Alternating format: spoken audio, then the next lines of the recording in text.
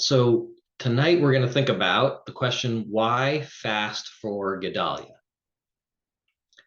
In a typical year, the day after Rosh Hashanah is called Tzom Gedaliah, right? The Fast of Gedaliah. And this year is unusual because Rosh Hashanah falls on Thursday, Friday, and so we don't fast on Shabbat, so the fast gets pushed off until Sunday. But in a typical year, we finish up Rosh Hashanah, and the very next day is this fast, Tzom Gedaliah, and it always creeps up on me. I'm sure it creeps up on many of us because we're so focused on the drama of Rosh Hashanah itself.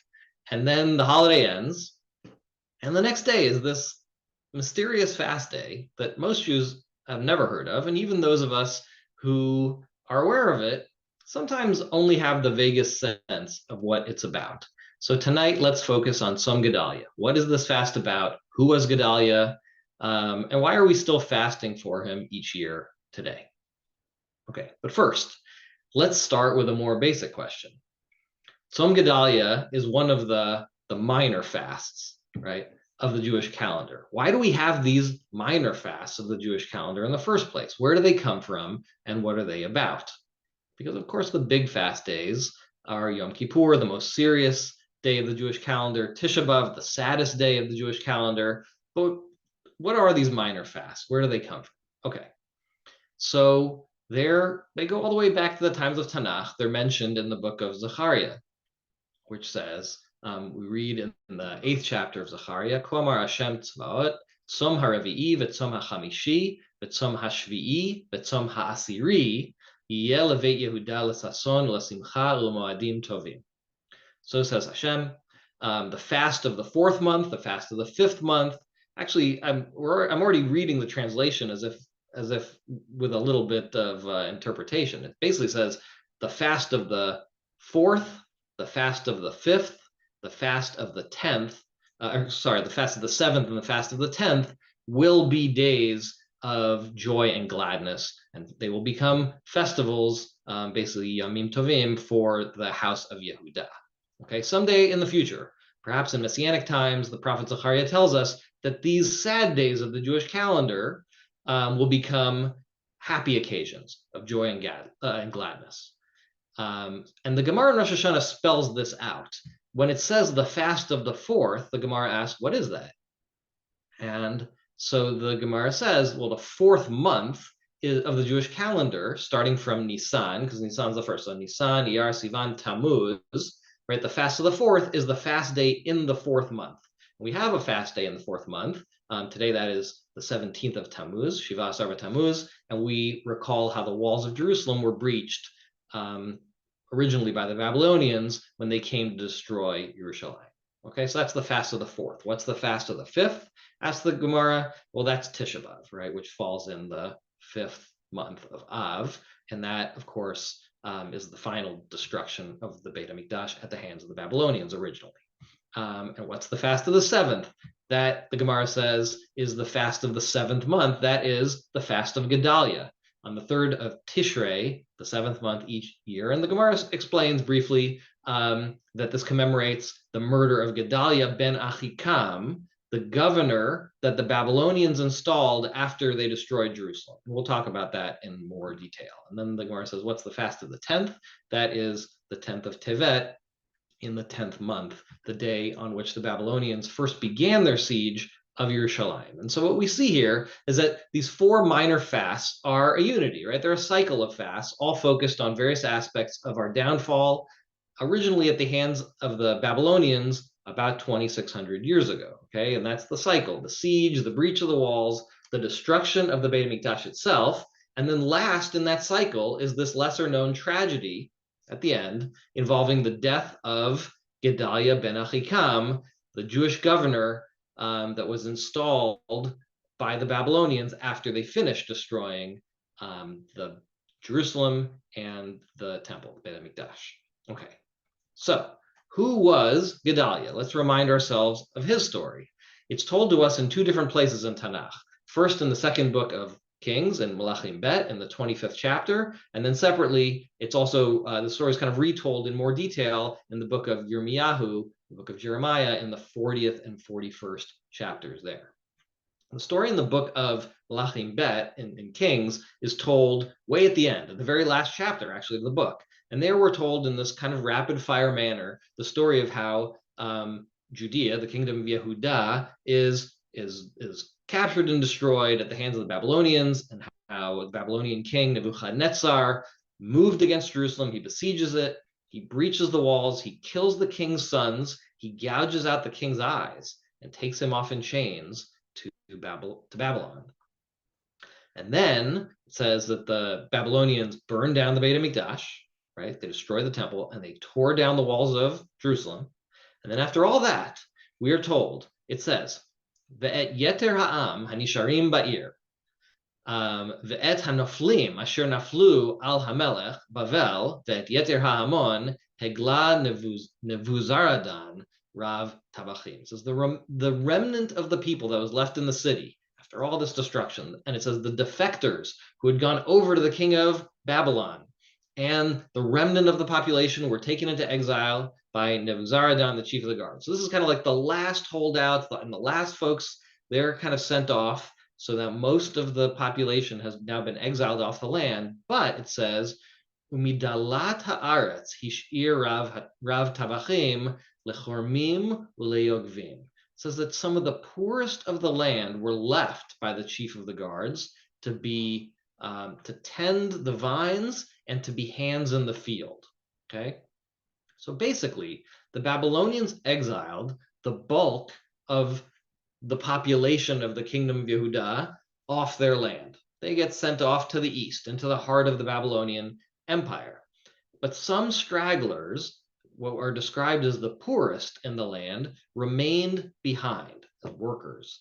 So not all Jews, not every single person in the kingdom of Yehuda was actually sent into exile. Most were, but not all. And so we're told a few psukim later, it says that King Nebuchadnezzar of Bavel put Gedaliah ben Ahikam, ben Shaphan, right? So it kind of gives us his heritage. Gedaliah, the son of Ahikam, the son of Shaphan, he put them in charge of the people who were left in the land of Yehuda.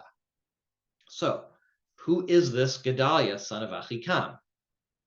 So Gedaliah came from a line of distinguished members of the royal court, going back generations. That's why the pasuk names not only his father, but also his grandfather, because his grandfather, Shaphan, held the position of scribe in the court of King Yoshiyahu, King Josiah. And of course, Yoshiyahu is one of the greatest, most righteous kings of Yehuda in all, right? So Gedaliah's grandfather was a loyal member of the court of one of the greatest kings in Jewish history. That's his grandfather. And Gedaliah's father, Ahikam, also, we know his story from Tanakh. He was a supporter of the prophet Yirmiyahu, Jeremiah. And we're told in the book of Yirmiyahu that Ahikam, so that's Gedaliah's father, protected Yirmiyahu, the prophet, from the people who were angry at him for saying, because this is what Yirmiyahu said, he says that if they didn't shape up, then God was going to bring destruction upon Jerusalem. And the people wanted Yirmiyahu dead. They said, how dare you say all of these prophecies against Jerusalem? Okay, and they can't kind of come after him. But Ahikam, Gedaliah's father, saved the prophet Yirmiyahu's life. And of course, we just remind ourselves that it is Yirmiyahu, it is the prophet Jeremiah who tells King Tzidkiyahu that there's no use rebelling against Babylonia, that it would be better to submit to Babylonia, to submit to Babylonian rule rather than rebel against them, and ultimately to be conquered and exiled anyway, right? So this is how we read in the book of Yirmiyahu, as follows. He says, Ve'el Tzidkiah melech Yehuda dibarti kol dvarim ha'eleh. He says, I said the following things to the king, to Tzidkiyahu, the king of Yehuda. He says, put your necks under the yoke of the king of Babylon. Serve him and his people and live. Otherwise you will die, together with your people, by sword, famine, and pestilence, as Hashem has decreed against any nation that does not serve the king of Babylon. And he goes on, he says, give no heed to the words of the prophets who say to you, do not serve the king of Babylon, for they prophesy falsely to you. Okay, interesting.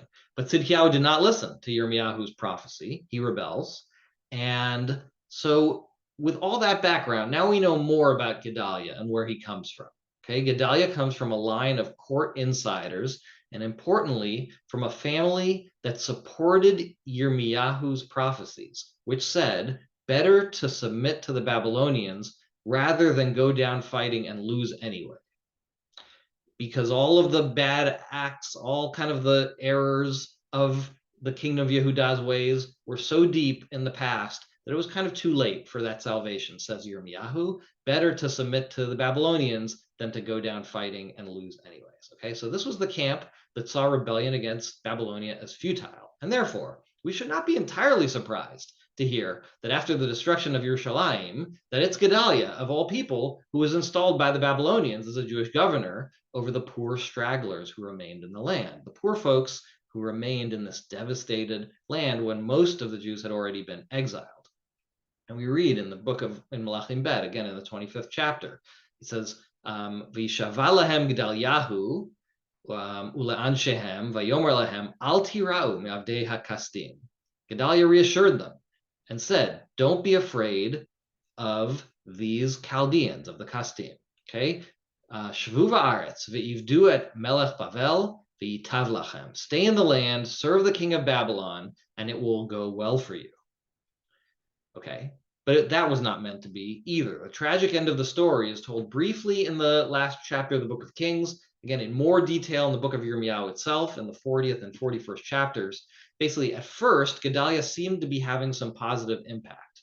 There was some hope among the defeated Jews of the Holy Land that remained, that they might at least be able to survive there as a community. In fact, the book of Yirmiyahu tells us that the Jews who had run away during the Babylonian conquest, right? Because the Babylonians come in and they're destroying everything. Some of the people of Yehuda ran away. They ran away to Ammon and Moab and Edom, the surrounding neighboring kingdoms. Okay, they scattered in an attempt to reconstitute at least some Jewish community in the Holy Land. They started to return under Gedaliah's rule is too strong, but under his governorship. Okay, and so there was some kind of hope, it seems, at that time, that some Jewish presence in the land would at least be maintained. But we're told that not everyone was happy with Gedaliah's rule or with his collaboration with the ruling Babylonians. We're told that there was a certain Yishmael ben Netanyah, interesting, a Jew with the name Yishmael, but they're also, as we know, also rabbis of the Gemara as well, that will be named Yishmael. Like apparently that was still a Jewish name. Anyways, Yishmael, the son of Netanyah, plots to kill Gedaliah. Perhaps Yishmael continued to believe that it was wrong to have submitted to Babylonia in the first place. Okay, maybe it says that he was one of the king's commanders. That we are told about him. And so maybe he was still up for the fight, to go down fighting if need be. Okay, perhaps. Perhaps the issue was that Ishmael was of royal descent, which is also a detail that's mentioned in the 41st chapter of Yirmiyahu. Perhaps the implication of that is that he was unhappy serving a commoner like Gedaliah, maybe, though Gedaliah's family had obviously served in senior positions in other courts. Or perhaps Ishmael's motives were even sketchier. The book of Yirmiyahu suggests that the king of Ammon actually put Ishmael up to this job of assassinating the Jewish governor, that he was kind of a hired gun. So there are different, when you read through that 40th and 41st chapter, it's not entirely clear what the motivations are. Maybe there were multiple. For whatever mixed set of reasons, Ishmael and 10 co-conspirators murdered Gedaliah. They butchered also all of Gedaliah's supporters who were with him, and they killed all the Babylonian soldiers who were stationed with Gedaliah as well. And once that was done, they ran away. Okay, the conspirators run away across the Jordan River to the kingdom of Ammon. It was basically kind of a hit and run job. And by then, the damage had been done. The Babylonians were not going to put up with this kind of rebellion. The Jews of the land were terrified. The Babylonians had conquered them, destroyed them, exiled almost all of their people. So the remnant were terrified. They said, what's going to happen to us now? now that this appointed governor and a garrison of Babylonian soldiers have been butchered. And so we're told that rather than wait and find out, the Jews of the land ran away out of fear. It says, and all the people, young and old, and the officers of the troops set out and went to Egypt because they were afraid of the Kasdim, of the Babylonians, the Chaldeans. Okay. Basically, the remaining Jews of the land, this last remnant that's living under Gedaliah's governorship, they run away. You could say they exiled themselves, so to speak, out of fear. But so the last hope that at least some community of Jews in the Holy Land would be able to hold on was lost, and that is the end of this tragic story of Gedaliah. And so this helps us kind of, when you go through the story, that helps us understand where Tzom Gedaliah fits in the cycle of fasts, dating back, as we saw, even to biblical times, commemorating and memorializing the tragedy of the destruction of our people, of our land, of our Beit HaMikdash at the hands of the Babylonians. It's the last chapter of that awful story, and it's, in that sense, kind of the last of that cycle of fasts. Okay, so this is kind of like version one. Why do we fast for Gedaliah? Because we're commemorating a painful tragedy that befell our people. Okay, a long time ago under the Babylonians, but still on our minds, still tragic enough that we fast for it every day until a better time in the future, which, as the prophet Zechariah tells us, these days will go from being sad days to festive days of joy and gladness, hopefully soon. May that day come speedily. Okay, so that's one reason why we fast the cycle of fast, because they're sad days. They're sad days that commemorate sad events, and so we mourn them each year. Okay, so that's one version of why we fast in the cycle of fasts, and what's so sad about the Gedaliah story that explains why it's sad enough for us to fast for it forever. Okay, but there's a different reason. There's a different kind of reason for why we fast on Tzom Gedaliah, and actually why we fast on this cycle of fasts. That's an additional reason, and this comes from the Rambam, who kind of, when he explains the fasts, he explains it with a slightly different take about why we continue to commemorate these fasts even today, so many years later. And this comes up in the 5th chapter of the Laws of Fast in the Mishnah Torah. Okay, so and there, this is how the Rambam explains it. He says there are days when the entire Jewish people fast because of the calamities that occurred to them. Okay, it says mipnei hatzarot she'eru bahen, because of these tragic events that happened to us. Okay, kedei leorer halevavot liftoch darchei hatshuva v'yeh ze zikaron lemaaseinu hara'im u'maaseh avotenu she'aya kemaaseinu ata. Interesting. He says this will serve as a reminder of our wicked conduct and the wicked conduct of our ancestors, which resembles our present conduct. Okay, until ad shigaran lahem velanu otan hatzarot, until different calamities came upon them and can come upon us.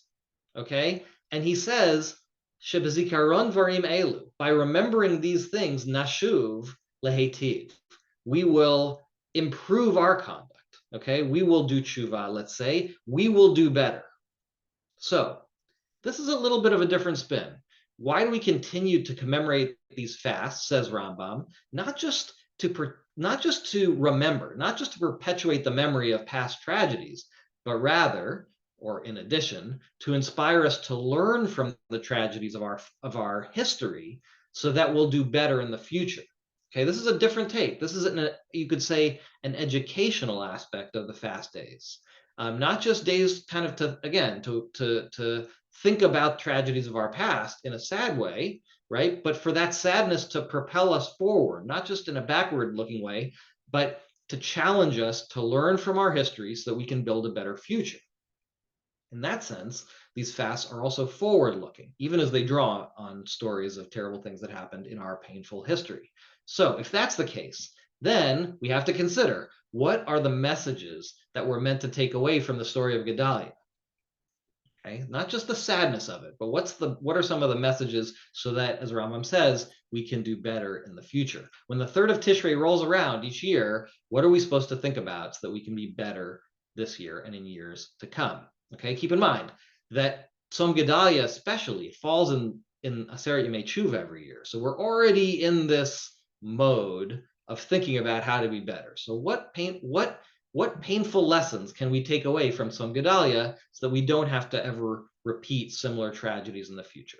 Okay, so this will be kind of our last bit of what we'll learn together. Let's consider at least a couple of messages to be taken away from this episode in history. Okay.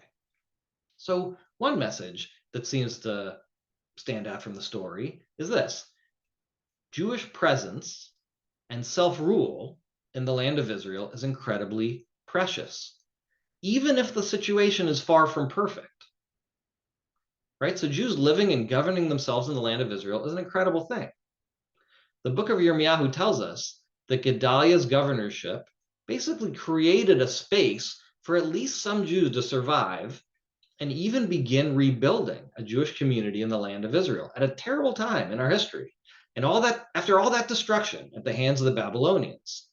And so, right, and that's what I mentioned before. It says that basically there's a quote. It says all Kol Yehudim asher b'Moav b'nei Ammon, all the Jews, all the people of Yehudah who are in Moab and Ammon and Edom and in other lands heard that the king of Bavel had let a remnant stay in Yehudah, and that he had put Gedaliah, son of Ahikam, son of Shaphan, in charge of them. All of these Yehudim, all these Jews, all these Judeans returned from the places where they had scattered. They came to the land of Yehudah, to Gedaliah at Mitzpeh, and they gathered large quantities of wine and figs. That's what we're told in the 40th chapter of Yirmiyahu. Basically, Jewish refugees who'd run away started to return. This is while most of the community is off in Bavel, they're off in Galut, but there is this kind of mini return to the land of Israel, of Jews returning home and trying to salvage something. And for a little while, there was a spark of hope that maybe we could continue and over time even rebuild in the land. But that hope unwound after Gedaliah's assassination. After that, the Jews of the Holy Land, we're told, ran off to Egypt, fearing Babylonia's wrath. And again, this image of Jews kind of self-exiling, exiling themselves down to Egypt out of fear, is just extra sad and powerful. And you could ask, why does this failure of Jews to maintain this little beachhead in the land of Israel even matter? Hadn't most of the Jews already been exiled at this point? And wasn't it prophesied that eventually those exiles would return, right? That the exile of Bavel would not go on forever. That was one of Yirmiyahu's prophecies. So if we know that they've been exiled, but sure, they'll be back, why is this final blow of the killing of Gedaliah so crushing? And maybe part of it is that because even this remnant of Jews living in the Holy Land, in Eretz Yisrael, matters. Okay, and the facts on the ground matter because they affect the history that follows. So here's one way that we see that. We read in the book of Ezra that years later, right? Ezra tells the story of the return of Jews from the Babylonian exile, right? After the decree of Cyrus that allows Jews to return from Persia, which had conquered Babylonia, Cyrus allows the Jews to return and rebuild the Beit HaMikdash. Some did return, right? We know that. And when Jews started to arrive back in the land of Israel, they found themselves in conflict with this group of people that the book of Ezra calls the Amei Haaretz, basically the new people of the land who had moved in to replace the Jews who had been exiled by Babylonia. That's what Babylonia did. They would exile one people, and then they would take some other people and then kind of refill the land with other folks who were not otherwise locals. Okay, so in our absence, after the Babylonians exile us, other people moved in, and they began to see themselves as theirs. They lived there for a while, and these non-Jewish residents didn't like the fact that eventually, when the Jews start returning from the Persian Empire, right, the Babylonian exiles now under the Persians start to return, the Amei Haaretz, these new locals, don't like the return of the Jews, and they fight against the Jewish return. How different might things have been if there had always been a Jewish presence in the land, under Jewish self-rule, at least Jewish governorship, okay, as Gedaliah had hoped for? In the end, we're told in the book of Ezra that the Amei Haaretz lobbied the Persians, and they are successful in delaying the building of the Beit HaMikdash for many years. And these Amei Haaretz undermine Jewish settlement and success in the land. for a while, and it was a very difficult time. The book of Nehemiah talks about how difficult it is and how unsuccessful those early returnees are who return to the land, because they're kind of dealing with these other folks that are living there and making their life miserable. How different might things have been if we had always maintained a presence and some measure of political power in the land of Israel? Okay, so and this comes through in the way that Rambam explains the reason why we fast on Tzom Gedaliah. So this is actually the very next, right after that section that I read before, the next halacha in the laws of fast in the 5th chapter. This is Rambam's explanation of what Tzom Gedaliah is. He says the 3rd of Tishrei, this is the day on which Gedaliah ben Ahikam was slain, and the ember of Israel that remained was extinguished. And here's kind of, I think, the key line, causing their exile to become complete. So I think this is a very powerful line. Rambam's basically saying, in some sense, the exile was not completed by the Babylonians. The Babylonians began the exile, but we made it complete. We made the exile complete by basically killing off our own and undoing our ability to self-rule. Even in that kind of smaller way, we completed the exile. How awful is that? How especially tragic. Okay, so there's something, I think this is part of the message. There's something especially awful about times in our history when we've been absent from the land. There have been, these kind of short stretches. We've always kind of been in the land and tried to be there as much as we can, but there have been stretches in our history, little periods, when we were not just in our best times, we were a majority, the dominant group in the land. In some other times, we were a distinct minority in the land. But there were these few periods in our history when the land was effectively or nearly Judenrein. And these are especially awful periods. And that's basically what happens at the time of Gedaliah. And what's interesting is that when you kind of fast forward in the history, Rambam himself also experienced one such period during which there were very few Jews who could live in the land of Israel. And that was during the period after the Crusaders took the Holy Land by force, and they create a Christian kingdom there. And interestingly, that is when Rambam is living. Okay, so Rambam was born in Spain. He dies in Egypt. But the difficulty of Jews trying to live in Eretz Yisrael at all under Christian rule actually affected his life.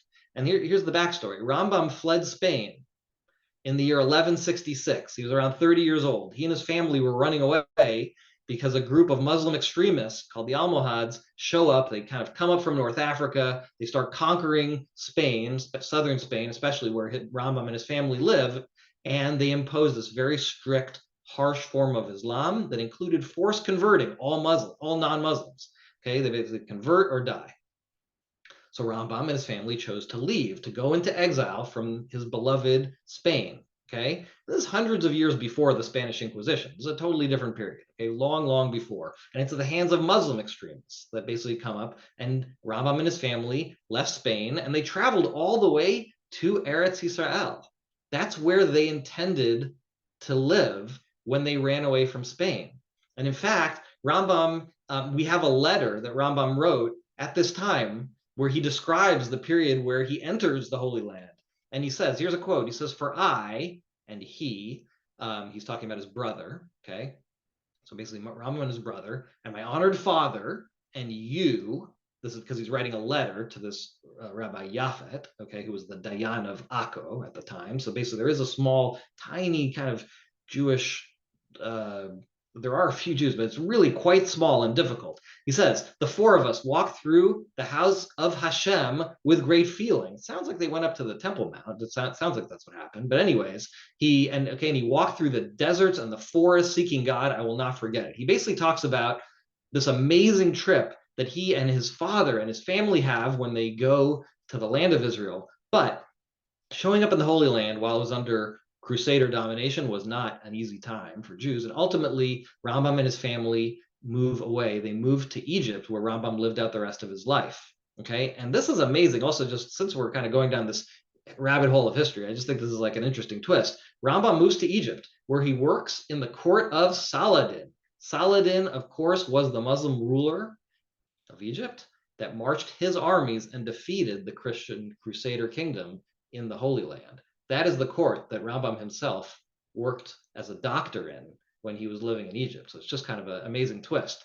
And it turns out that Saladin's conquest of the land of Israel, also you can see how things start to change. Rambam kind of made it to the land of Israel too early and winds up moving to Egypt, where he could work and successfully have kind of his Jewish life, and it was not the time yet when it was easy to survive in the land of Israel. Of course, years later, we will learn about another Spanish, great Spanish rabbi. Turns out that Ramban, right, Rabbi Moshe ben Nachman, Ramban, about 100 years later, Ramban also has to run from Spain. This time he's running from Christian oppression, right? He has to run away for his safety. So he runs away and he runs to the land of Israel. And by that time, the land has been taken over. It's no longer under Crusader control. And while Ramban talks about how the Jewish community there is also in a very difficult spot, he basically, there's a famous quote of his. He says, "The more sacred the place, the greater the devastation it has suffered." Okay, the more sacred the place, the greater devastation has suffered. Jerusalem is the most desolate place of all. So basically, he says it's a very tough time to go there, but at least Ramban came at a time about 100 years later where you could live there. And he sets up shop and he lives out the rest of his life, only a few years, but he lives out his life. And you have this kind of restarting a bit more of the Jewish community there. And it's important because now when you fast forward the history as it goes on, there is a Jewish community in the Holy Land, so that when, and now this is another couple hundred years later, when the expulsion from Spain happens in 1492, and many other Jews are forced to leave, including people like Rabbi Yosef Karo. So you're kind of like following, like history, and it's when it comes time for the next wave of Jews to flee Spain and to come to the Holy Land, to Eretz Yisrael, there is a community there at least for them to join. And they, of course, wind up, Rabbi Yosef Karo and his group wind up living in Tzfat. And we all know that that is a very important time and a time of amazing creativity. Anyways, the point of all this is that having even a fledgling Jewish community in the land of Israel, even in difficult times, is crucial. It keeps possibilities open. Even if most of the Jewish people remains in exile, okay? Just having a Jewish community in the land of Israel, even in those days, forget about ours, but even in those days, having a Jewish community living in the land of Israel keeps the options open for others. And that's a very valuable and important thing. And that's part of what was lost at the time of the assassination of Gedaliah. Okay, so maybe that's one lesson to take away.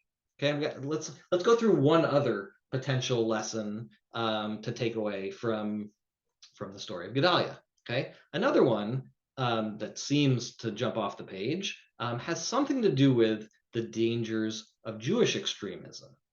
Okay, because as we saw, Gedaliah was killed, and this is part of what makes the story so tragic, is that Gedaliah was killed by his own people, by Jews. And he was, at the end of the day, he was killed for being a pragmatist, okay, for being willing to work with the Babylonians. And this was difficult. It's not obvious, right? He was working with the empire that had just destroyed the Beit HaMikdash and that had sent our people into exile. So let's be honest. It's not hard to understand why Gedaliah's detractors hated him so much. They would have said, I'm sure, that he was a collaborator with the enemy, that he was a traitor to his own people. And when you think about it that way, you could say Ishmael and his co-conspirators had a point. Because how can you work with the Babylonians? What kind of self-hating Jew do you have to be? What kind of traitor to your own people do you have to be to work with the Babylonians? Okay, so when you think about it in that mindset, it doesn't take much to get to the point where you say, this man is a traitor. Doesn't he deserve death? To save the rest of us, to do the right thing, right? And I have to admit, that it's very hard, particularly with our modern year, particularly since we have the state of Israel today. I think it is very difficult to read many of Yirmiyahu's prophecies, where he tells the Jews to submit to the yoke of Babylon. I think it's hard to read Yirmiyahu telling the people that resistance is futile, that the Jews should make the best of a bad situation that they had put themselves in, and that they should not go down fighting. Okay, and that's the 27th chapter in the book of Yirmiyahu. The prophet says to King Tzidkiyahu, he says, and I read some of this before, put your necks under the yoke of the king of Bavel, serve him and his people and live. Otherwise, you will die together with your people by sword, famine, and pestilence, as God has decreed against any nation that does not serve the king of Bavel. And again, he says, don't listen to all of these prophets who say that you can fight and do well, right? Says this is in the 17th so give them no heed, serve the king of Bavel and live. Otherwise, this city shall become a ruin. I mean, as you listen to this, I have to, for me, it like grates on my ears, right? It's hard to listen to saying submit to the yoke of Bavel, at least to save the city. At least for me. I don't know if this resonates with any of you, but I think this is very difficult. No wonder, you might say, no wonder there were people who were mad at Yirmiyahu, that the prophet Yirmiyahu, when he said that, and who wanted to have him killed and threw him in a dungeon. Yirmiyahu was saying, give up, submit, don't fight, don't listen to the false prophets that promise you victory. It's too late. You've already brought this upon yourselves through your own misdeeds, through all the generations. Don't make things worse by fighting to the death for a lost cause. At least save what you can. Okay, that's the message of Yirmiyahu. And no wonder some people hated Gedaliah and wanted him to be deposed and saw him as a sellout, because Gedaliah shared Yirmiyahu's position that fighting to the death in a situation of hopelessness helps no one. Gedaliah argued, let's at least save the remnants of our people. Let's at least keep our position in the land. Let's live to fight another day. That's basically the Gedaliah kind of Yirmiyahu position, but that is a tough pill to swallow. And I can see how Yirmiyahu and Gedaliah would have had enemies. And again, would have been called sellouts, traitors to their own people. And yet, Tanakh comes out firmly on their side. On their side, given the reality of their times. What exactly you should do, what message you should take for different times, obviously it's contextual, but Tanakh is clearly on their side for their time. And if we believe that Tanakh has lessons to teach us, we have to take this seriously, right? There is a fast day that we keep each year that I think in part reminds us of this story, to remind us that this kind of extremism is tempting, but be careful, because it can be, one way to say it would be that it can become an all-consuming flame where we burn ourselves up with it. Okay, the message seems to be not every battle has to end like Masada. Not everyone has to die heroically. We don't all need to die as martyrs. Sometimes there's a heroism in survival itself against all odds, even in some very tragic and difficult situations. Okay, so again, just to be clear, because this is not meant to say how you should apply it in any particular situation in your times, in our times. Okay, every time and place is different, and reality is complex. There are times to fight, and there are times not to, as we know from the book of Kohelet, famously, right? Et lehov et lisno, et milchama et shalom. There's a time for love, and a time for hate, a time for war, and a time for peace. Everything in its own time. And knowing which time it is quite difficult. But the message is that whatever moment you're in, whatever crisis you're in, you have to at least consider both sides seriously, right? A man of war has to be willing to consider peace. A man of peace has to be willing to consider war, okay? And if you find yourself perfectly comfortable with your position in a crisis and dismissive of how, let's just say, insane and idiotic and whatever the other side is, I think part of the message is if you think it's some of these things are so simple, maybe just pause for a second before you accuse your brother of being a traitor or a fool or a lackey for the enemy. At least pause and take a breath. So, of course, fight for your side, but beware before you start demonizing your opponents and taking it all the way too far. And one simple clue about whether you've gone over the edge, I think you could say, is if you're willing to kill your own.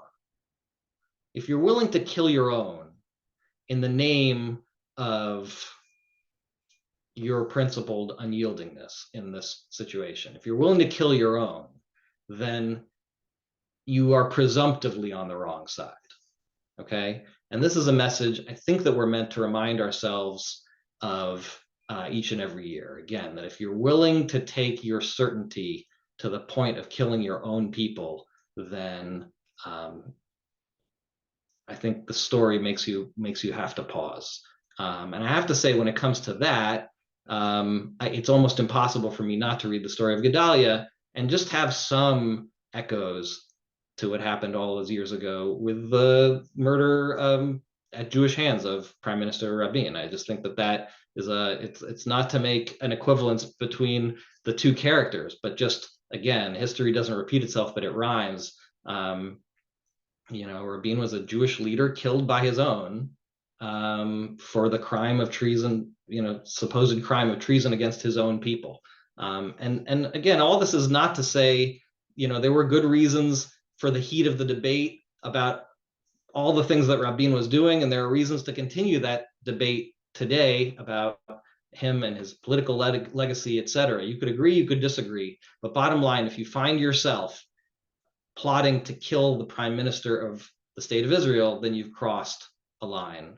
And I think that's part of what we're meant to consider from this story, okay? That we fast every year in part to remind us that this is the kind of thing that does happen, okay? And especially at this time of year during Aseret Yemei Tshuva, when we focus so deeply on spiritual matters, we're reminded not to allow our own sense of righteousness to drive us into a frenzy that leads us down a self-destructive path, because that story does not end well. Okay, so lots to think about as we enter the month of Tishrei this year, when our leaders are called on to make many difficult political decisions, this year especially, when the stakes are high, when passions are running high. But maybe that's why we have Tzom Gedaliah every year, because there are times when we just have to remind ourselves of not just the sadness of the day, but also some of the potential lessons. And we looked at a couple. One, the preciousness of a Jewish presence and of Jewish self-rule in the land of Israel, even if the circumstances are far from perfect. You don't have to. It's funny. Often we don't appreciate how amazing something is, even if imperfect, until you lose it. And I have to say, this also, at least for me, has some resonance these days. Unfortunately, I will say, in some circles, people love to focus on their frustrations with the state of things in Israel, and it's for all different reasons. For some, the state doesn't live up. For some, it doesn't live up to the religious potential of the state. For some, it doesn't live up to the ethical expectations that they have for the state. Whatever it is, right? We're all Jews. We love to complain. Everyone's got their thing. But I think all these complainers of all sides miss the greater point, which is how lucky we are to live at a time when these are our issues. Okay? Is government and politics a messy thing? Yes. Is the state a work in progress? Yes. Is there room for improvement? Undoubtedly, yes. Okay. This is not an argument to be passive, right? Make your case, fight for your position, make the country better, win an election, do your part, whatever it is.